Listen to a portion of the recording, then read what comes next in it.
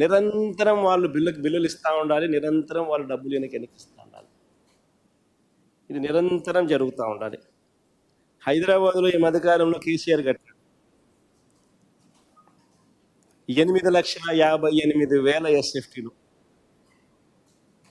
కేసీఆర్ కట్టిన సచివాలయం సెక్రటేరియట్, అక్కడ కూడా అన్ని హెచ్ఓడీస్ అక్కడ షిఫ్ట్ అయినాయి. అన్ని హెచ్ఓడీస్ అక్కడ కూడా షిఫ్ట్ అయినాయి.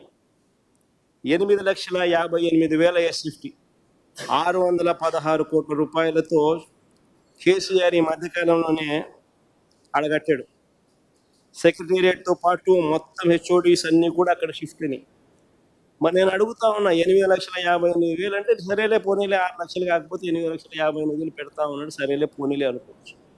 కానీ 53,57,000 SFT ఏంది స్వామి?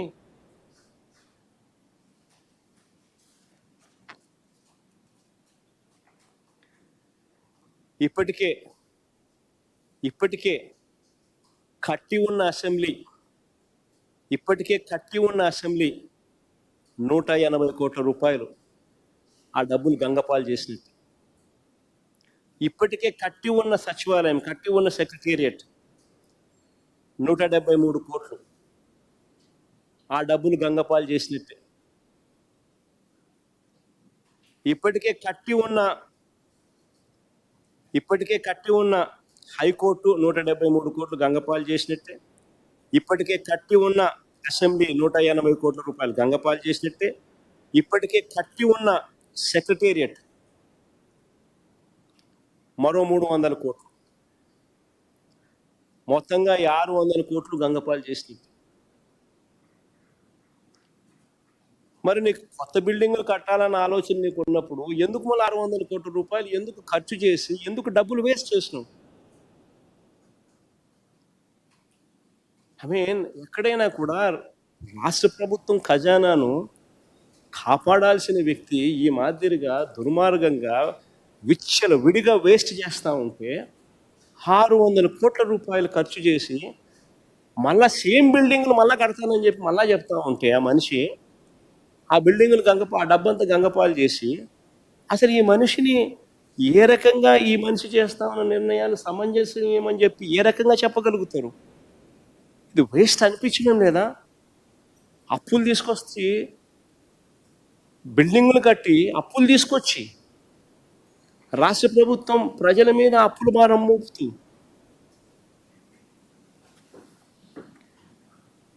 ఆశ్చర్యం కలిగించే విషయం నిజంగా. అందులో స్క్వేర్ ఫీట్ ఎంత? 8,900. ఆయన కడతా ఉన్న ఐకానిక్ బిల్డింగులు ఆ 53,57,000 SFT 4,660 కోట్ల రూపాయలు.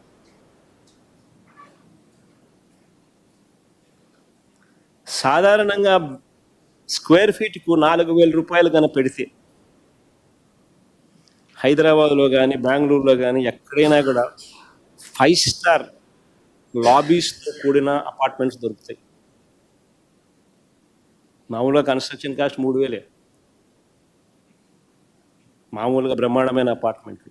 లేదు 5 స్టార్ అపార్ట్మెంట్లు కావాలా, ఇటాలియన్ మార్బుల్ కాడ నుంచి అటువంటి అపార్ట్మెంట్లు కావాలని అనుకుంటే కూడా కన్స్ట్రక్షన్ కాస్ట్ 4,000 పెడితే హైదరాబాద్లో కానీ బెంగళూరులో కానీ బ్రహ్మాండంగా దొరుకుతాయి ఎక్కడైనా. మరి ఇది ఏమి రేట్లు? కళ్ళు జదుగుతాయి ఈ రేట్లు చూస్తూ ఉంటే. ఇంకొక అడుగు ముందుకేస్తాం. అమరావతిలో రోడ్ల నిర్మాణం 4 లేన్ NH టెండర్లు ఇవి 4 లేన్. రేట్ పర్ కిలోమీటర్ 14 కోట్లు 15 కోట్లు దాటంలో 11 కోట్ల నుంచి 15 కోట్లు, 11.5 కోట్ల నుంచి 14.5 కోట్లు. అమరావతిలో కొన్ని రోడ్లు కిలోమీటర్ 50 కోట్లు. అక్కడ 50 మీటర్లు, ఇక్కడ ఇది కూడా 4 లేన్ అంటే 50 మీటర్లు. డెఫినేషన్ ఆఫ్ 4 లేన్ 50 మీటర్స్ అంటే 4 లేన్ అనే చెప్తారు.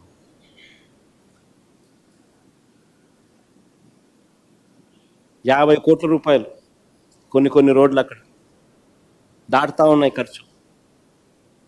ఇక టెండర్లు పిలిచిన ఎన్హెచ్ఓలు 11.5 కోట్ల నుంచి 14.5 కోట్లు.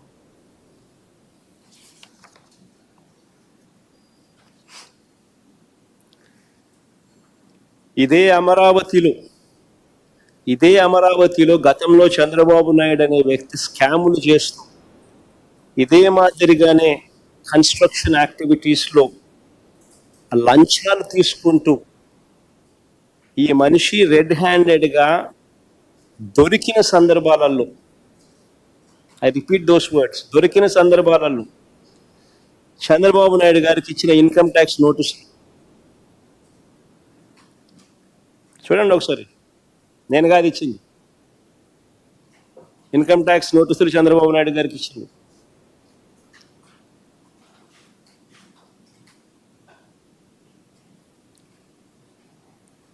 Delivery of cash to Shri Nara Chandrababu Naidu, income tax notice అది.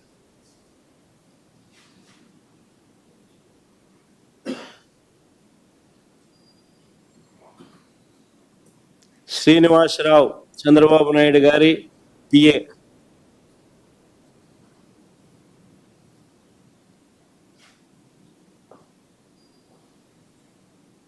కన్ఫెషన్ స్టేట్మెంట్లు,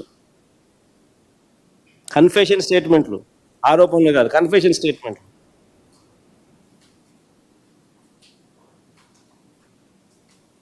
చంద్రబాబు నాయుడు గారికి ఐటీ నోటీసులు ఇచ్చింది, దాని మీద కేసు ఎదుర్కొంటా ఉన్నాడు ఇదే అమరావతిలో. అయినా ఏమాత్రం కూడా జంకు లేదు, బొంకు లేదు.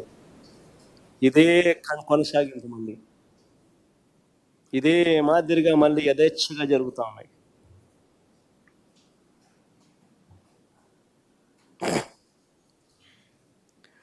మరోవైపు సెల్ఫ్ ఫైనాన్స్ మోడల్ అంటూ అందరినీ మభ్యపెట్టిన చంద్రబాబు నాయుడు, అమరావతి అంటే సెల్ఫ్ ఫైనాన్స్ మోడల్ అంటూ అందరినీ మభ్యపెట్టిన చంద్రబాబు నాయుడు గారు అమరావతి కోసం చేస్తున్న అప్పులు ఇవాళ ఆకాశాన్ని అంటుతా ఉన్నాయి.